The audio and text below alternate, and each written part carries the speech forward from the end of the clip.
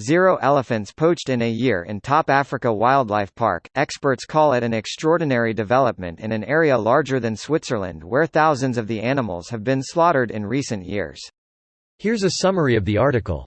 Johannesburg, one of Africa's largest wildlife preserves, is marking a year without a single elephant found killed by poachers, which experts call an extraordinary development in an area larger than Switzerland where thousands of the animals have been slaughtered in recent years. Despite the sign of progress, it could take many years for Nyasa's elephant population to rebuild to its former levels even if poaching is kept under control. Aggressive poaching over the years had cut the number of Nyasa's elephants from about 12,000 to little over 3,600 in 2016, according to an aerial survey. The last time an elephant in the Nyasa Reserve was recorded killed by a poacher was May 17, 2018, he said. A year ago, he estimated that fewer than 2,000 elephants remained in Nyasa, though he now says preliminary analysis of data from a survey conducted in October and not yet published indicated that about 4,000 elephants are in the reserve. Still, a year that appears to be free of elephant poaching in the sprawling reserve drew exclamations from some wildlife experts. Wildlife experts have seen gains elsewhere in Africa against elephant poaching.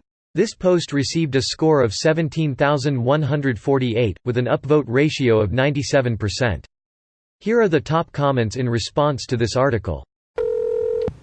The brave men and women of the Rapid Intervention Police deserve medals. This is the best news I've heard in a while.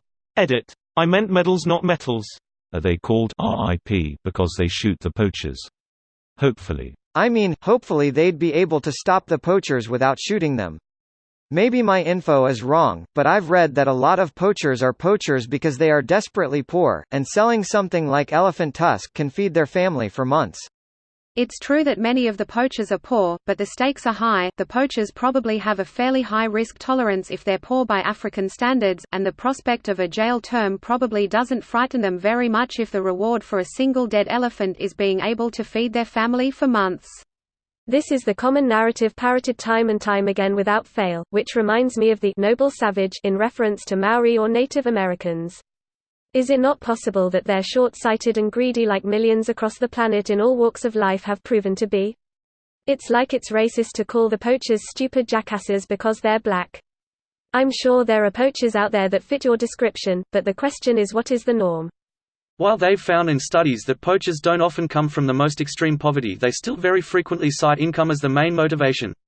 While they aren't the poorest of the poor, to say they're well off by any means would be horribly wrong. They are still typically from very poor and impoverished areas. Here's a study on it. Greater than cite income as the main motivation. I mean, so do most people who do bad things. One does not sell cocaine for fun, as they say. Or they fucking should anyway. Typical government, no poaching? Then why are we spending so much money on guards? Budgeting 101, sad but hopefully not true in this case. I'm hopeful. It appears that they understand the stakes. Thank you. Finally a good piece of nature news for once. There actually a lot, but good news don't sell. I am skeptical that there is a lot lol. Billion planting tress programs in Africa. India's heavy investment in renewables, etc. There are good news. Maybe not as many as we wished, but there are. There are some, but they are really only good news in the sense they are mitigating the tons of other shit we're doing to fuck the world up. If we dump 1,000 pieces of trash in someone's yard and they clean 10 pieces up, that's not really good news. It's just less bad news by a small amount. This video was automatically created by Reddit to speech. The article and comments in this video were selected from Reddit according to their upvotes, and any paraphrasing was performed by smmry.com, without any human intervention.